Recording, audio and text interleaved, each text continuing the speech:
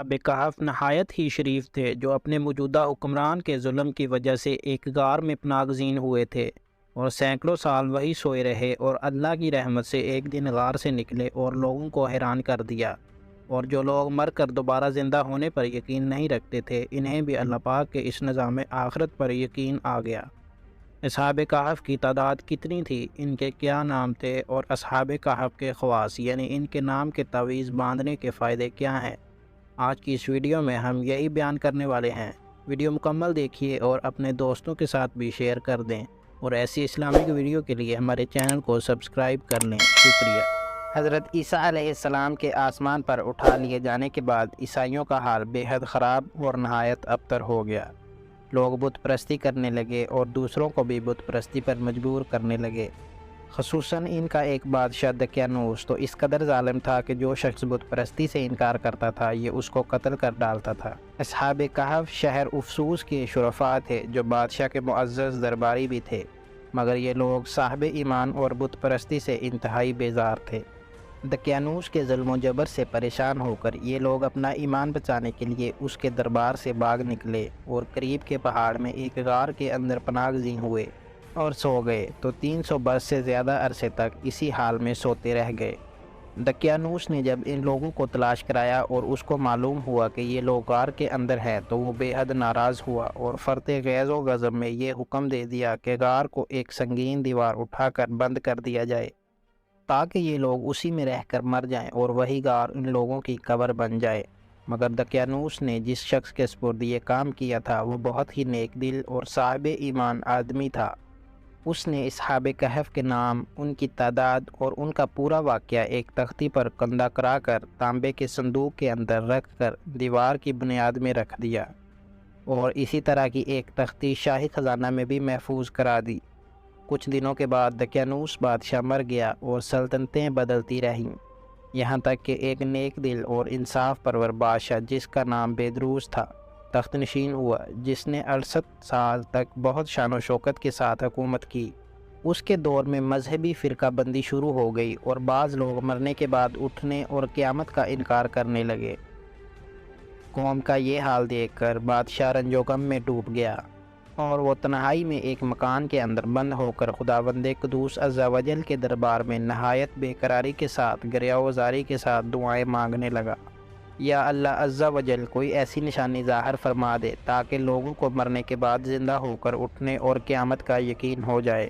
بادشاہ کی یہ دعا مقبول ہو گئی، اور اچانک بکریوں کے ایک چرواہے نے اپنی بکریوں کو ٹھہرانے کے لیے اسی غار کو منتخب کیا اور دیوار کو گرا دیا۔ دیوار گرتے ہی لوگوں پر ایسی ہیبت و دہشت سوار ہو گئی کہ دیوار گرانے والے لرزہ برندام ہو کر وہاں سے بھاگ گئے۔ اصحاب کہف بحکم الہی اپنی نیند سے بیدار ہو کر اٹھ بیٹھے اور ایک دوسرے سے سلام و کلام میں مشغول ہو گئے اور نماز بھی ادا کر لی۔ جب ان لوگوں کو بھوک لگی تو ان لوگوں نے اپنے ایک ساتھی یملیخا سے کہا کہ تم بازار جا کر کچھ کھانا لاؤ۔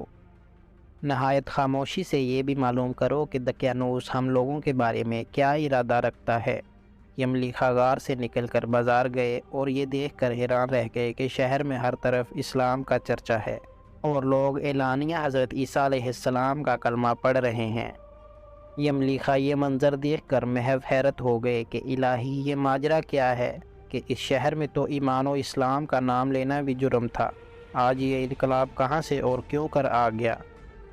پھر یہ ایک نانبائی کی دکان پر کھانا لینے گئے اور دقیانوس زمانے کا روپیہ دکاندار کو دیا جس کا چلن بند ہو چکا تھا، بلکہ کوئی اس سکہ کا دیکھنے والا بھی باقی نہیں رہ گیا تھا۔ دکاندار کو شبہ ہوا کہ شاید اس شخص کو کوئی پرانا خزانہ مل گیا ہے، چنانچہ دکاندار نے ان کو حکام کے سپرد کر دیا اور حکام نے ان سے خزانے کے بارے میں پوچھ گچھ شروع کر دی اور کہا کہ بتاؤ خزانہ کہاں ہے۔ یملیخا نے کہا کہ کوئی خزانہ نہیں ہے، یہ ہمارا ہی روپیہ ہے۔ حکام نے کہا ہم کس طرح مان لیں کہ روپیہ تمہارا ہے؟ یہ سکہ 300 برس پرانا ہے اور برسوں گزر گئے کہ اس سکہ کا چلن بند ہو گیا اور تم ابھی جوان ہو، لہٰذا صاف صاف بتاؤ کہ مدعا حل ہو جائے۔ یہ سن کر یملیخا نے کہا کہ تم لوگ یہ بتاؤ کہ دقیانوس بادشاہ کا کیا حال ہے۔ حکام نے کہا کہ آج روئے زمین پر اس نام کا کوئی بادشاہ نہیں ہے، ہاں سینکڑوں برس گزرے کہ اس نام کا ایک بے ایمان بادشاہ گزرا ہے جو بت پرست تھا۔ یملیخا نے کہا کہ ابھی کل ہی تو ہم لوگ اس کے خوف سے اپنے ایمان اور جان کو بچا کر بھاگے ہیں۔ میرے ساتھی قریب ہی کے ایک غار میں موجود ہے، تم لوگ میرے ساتھ چلو، میں تم لوگوں کو ان سے ملا دوں۔ چنانچہ حکام اور عقائدین شہر کثیر تعداد میں اس غار کے پاس پہنچے۔ اصحاب کہف یملیخا کے انتظار میں تھے۔ جب ان کی واپسی میں دیر ہوئی تو ان لوگوں نے یہ خیال کر لیا کہ شاید یملیخا گرفتار ہو گئے، اور جب غار کے منہ پر بہت سے آدمیوں کا شور و غوغا ان لوگوں نے سنا تو سمجھ بیٹھے کہ غالباً دقیانوس کی فوج ہماری گرفتاری کے لیے آن پہنچی ہے۔ تو یہ لوگ نہایت اخلاص کے ساتھ ذکر الہی اور توبہ استغفار میں مشغول ہو گئے۔ حکام نے غار پر پہنچ کر تانبے کا صندوق برآمد کیا اور اس کے اندر سے تختی نکال کر پڑھا تو اس تختی پر اصحاب کہف کا نام لکھا تھا، اور یہ بھی تحریر تھا کہ یہ مومنوں کی جماعت اپنے دین کی حفاظت کے لیے دقیانوس بادشاہ کے خوف سے اس غار میں پناہ گزین ہوئی ہے۔ تو دقیانوس نے خبر پا کر ایک دیوار سے ان لوگوں کو غار میں بند کر دیا ہے۔ ہم یہ حال اس لیے لکھتے ہیں کہ جب کبھی بھی یہ غار کھلے تو لوگ اصحاب کہف کے حال پر مطلع ہو جائیں۔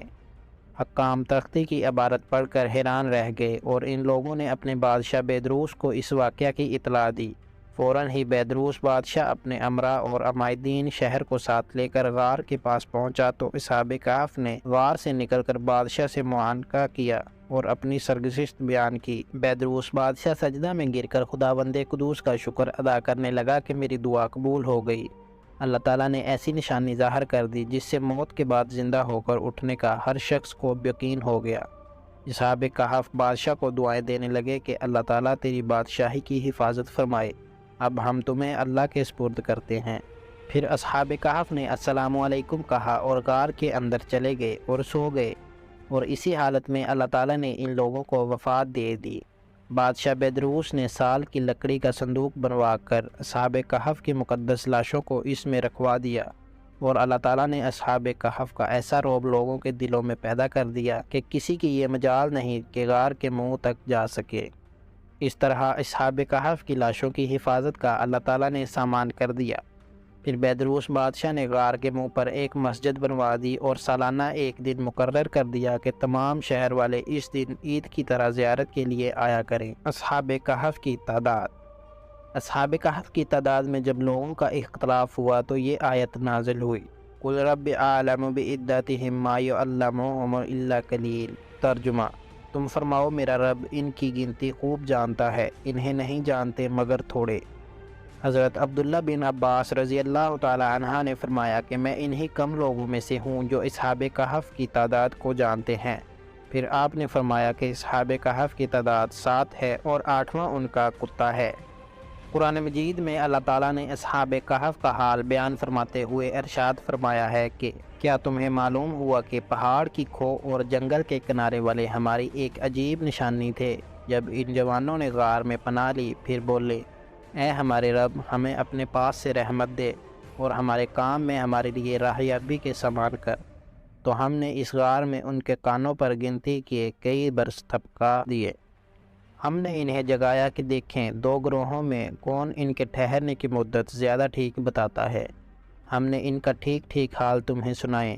وہ کچھ جوان تھے کہ اپنے رب پر ایمان لائے اور ہم نے ان کو ہدایت بڑھائی۔ اس سے اگلی آیتوں میں اللہ تعالیٰ نے اصحاب کہف کا پورا حال بیان فرمایا ہے کہ جس کو ہم بیان کر چکے ہیں۔ اصحاب کہف کے ناموں میں بھی بہت اختلاف ہے۔ حضرت رضی اللہ تعالی عنہ سے روایت ہے کہ ان کے نام یہ ہیں: یملیخا، مکشلینہ، مشلینہ، مرنوش، دبرنوش، شازنوش، اور 7واں چرواہا تھا جو ان لوگوں کے ساتھ ہو گیا تھا۔ حضرت علی رضی اللہ تعالی عنہ نے اس کا ذکر نہیں فرمایا، اور ان لوگوں کے کتے کا نام قطمیر تھا، اور ان لوگوں کے شہر کا نام افسوس تھا، اور ظالم بادشاہ کا نام دقیانوس تھا۔ اصحاب کہف کے ناموں کے خواص۔ حضرت ابن عباس رضی اللہ تعالی عنہ سے روایت ہے کہ اصحاب کہف کے ناموں کا تعویذ 9 کاموں کے لیے فائدہ مند ہے۔ نمبر 1، بھاگے ہوئے کو بلانے کے لیے اور دشمنوں سے بچ کر بھاگنے کے لیے۔ نمبر 2، آگ بجھانے کے لیے کپڑے پر لکھ کر آگ میں ڈال دیں۔ نمبر 3، بچوں کے رونے اور تیسرے دن آنے والے بخار کے لیے۔ نمبر 4، درد سر کے لیے دائیں بازو پر باندھیں۔ نمبر 5، ام الصبیان کے لیے گلے میں پہنائیں۔ نمبر 6، خشکی اور سمندر میں سفر محفوظ ہونے کے لیے۔ نمبر 7 مال کی حفاظت کے لیے۔ نمبر 8 عقل بڑھنے کے لیے۔ نمبر 9 گنہگاروں کی نجات کے لیے۔ اصحاب کہف کتنے دنوں تک سوتے رہے؟ وَلَبِثُّوا فِي كَهْفِهِمْ ثَلَاثَ مِائَةٍ سِنِينَ وَازْدَادُوا تِسْعًا، اور وہ اپنے غار میں 300 برس ٹھہرے، 9 اوپر نازل ہوئی۔ تو کفار کہنے لگے کہ ہم 300 برس کے متعلق تو جانتے ہیں کہ اصحاب کہف اتنی مدت تک غار میں رہے، مگر ہم 9 برس کو نہیں جانتے۔ تو حضور اقدس صلی اللہ علیہ وآلہ وسلم نے فرمایا کہ تم لوگ شمسی سال جوڑ رہے ہو، اور قرآن مجید نے قمری سال کے حساب سے مدت بیان کی ہے، اور شمسی سال کے ہر 100 برس میں 3 سال قمری بڑھ جاتے ہیں۔ احباب زیرکار، اس سے ہمیں یہ سبق حاصل ہوتا ہے کہ مرنے کے بعد زندہ ہو کر اٹھنا حق ہے، اور اصحاب کہف کا واقعہ اس کی نشانی اور دلیل ہے جو قرآن مجید میں موجود ہے۔ جو اپنے دین و ایمان کی حفاظت کے لیے اپنا وطن چھوڑ کر ہجرت کرتا ہے، اللہ تعالیٰ غیب سے اس کی حفاظت کا ایسا سامان فرما دیتا ہے کہ کوئی اس کو سوچ بھی نہیں سکتا۔ اسی کے ساتھ ہم اجازت چاہیں گے۔ امید کرتا ہوں کہ ویڈیو آپ کو پسند آئی ہوگی۔ اگر پسند آئی تو اس کو اپنے دوستوں کے ساتھ شیئر کر دیجئے، اور مزید ایسی اسلامک ویڈیو کے لیے ہمارے چینل کو بھی سبسکرائب کر لیں۔ شکریہ۔